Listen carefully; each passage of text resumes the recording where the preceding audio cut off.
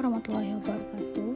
Selamat datang di video proyek akhir di MPA Sistem Farmasi Politeknik Kalteng Silau. Saya Mira Nuraini Ardianti. Saya akan menjelaskan tentang proyek akhir saya yang berjudul Rancang Bangun Sistem Farmasi Inventory berbasis web dengan studi kasus apotek energi. Setelah melakukan wawancara, didapatkan hasil yaitu adalah apotek energi selama ini dalam pengelolaan persediaan barangnya masih belum terlaksana dengan baik karena tidak adanya pencatatan secara periodik dan masih dilakukan secara konvensional dan dicatat dalam buku jurnal, sehingga terjadinya kekeliruan ketika akan melakukan pencatatan dan pelaporan barang masuk dan barang keluar, dan terjadinya penumpukan barang sehingga beberapa kali kekurangan stok barang, dan barang-barang yang sudah habis masa kadaluarsanya pun ada yang ikut terjual, mengakibatkan pelayanan pada apotek tersebut menjadi berkurang kualitasnya, sehingga akan dibuatlah sebuah sistem farmasi inventory berbasis web menggunakan metode Vivo. Lalu kita ke demo sistem. Pada sistem ini kita akan melakukan login. Yang pertama yaitu sistem ini dipakai oleh dua orang, yaitu adalah owner dan admin. Dan pertama kita akan melakukan login sebagai admin, yaitu kita memasukkan username-nya dan password. Lalu kita login. Ketika login, kita akan langsung ke halaman dashboard, yaitu terdapat data-data produk yang akan kadaluarsa. Lalu ada data supplier, data barang yang akan kadaluarsa, berapa jumlahnya, lalu ada data penjualan, total data penjualan.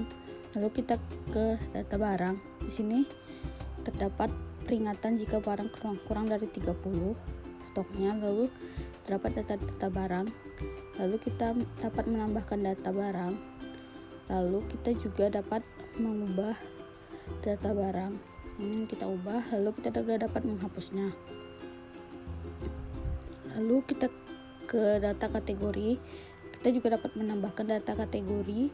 Lalu kita dapat mengubah data kategori, juga kita dapat menghapusnya. Lalu kita ke data supplier, kita dapat menghapus data supplier dan dapat mengubah, juga dapat menghapusnya. Lalu kita ke data penjualan, di sini berisi data-data penjualan, kita dapat menambahkan, juga dapat mengubah dan menghapus data. Lalu ke data pembelian, di sini juga sama, kita dapat menambahkan data pembelian, lalu dapat mengubah, juga dapat menghapus data pembelian. Selanjutnya kita akan ke halaman ownernya.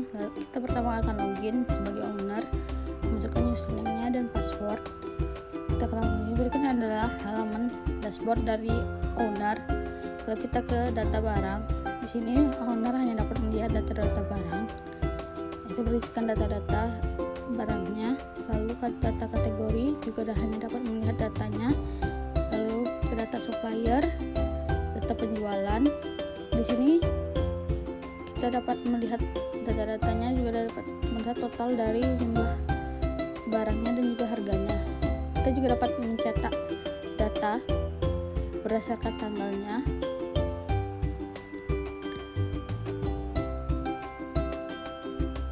Lalu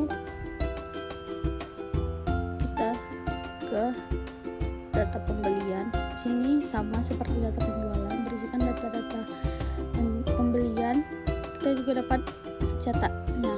Lalu kita ke data user. Di sini owner dapat menambahkan data user, juga dapat mengubah dan menghapus data.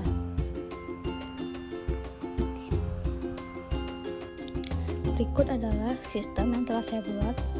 Selanjutnya kesimpulan. Kesimpulannya adalah yang pertama, sistem yang telah dibangun membantu pihak apotek dalam melakukan pembelian stok barang berikutnya.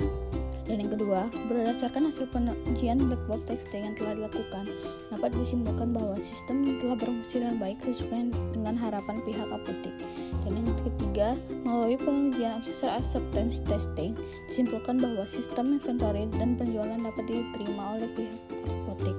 Dan yang keempat, berdasarkan wawancara yang telah dilakukan, pihak apotek setuju bahwa sistem inventory dapat mempermudah pengelolaan data barang, data transaksi, dan pembelian.